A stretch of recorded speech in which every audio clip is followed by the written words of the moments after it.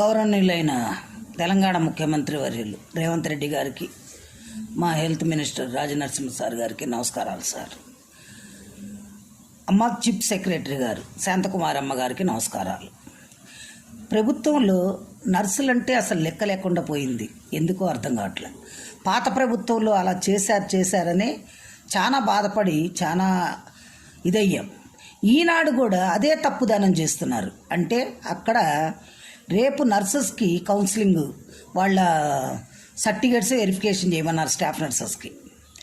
అది రోజుకి 1000 మంది, అంటే రోజుకి 1000 మందిని వెరిఫికేషన్ చేసేది సిటీ సరౌండర్లో ఎక్కడ లేదా?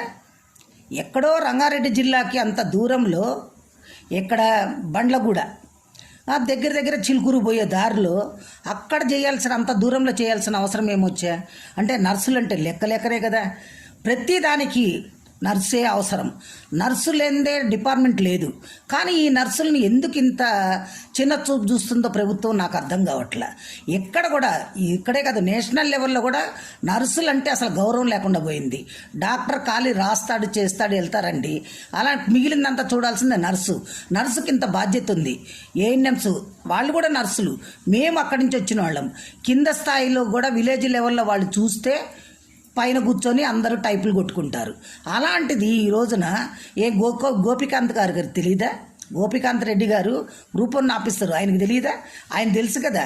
ఈయన రెండో గడాల శ్రీనివాస్ అండి. మీరు జనాలు ఒకవైపే చూస్తున్నారు, కానీ ఎట్టి పరిస్థితుల్లో వీళ్ళు 28వ తారీఖు అంత దూరం అవసరం లే.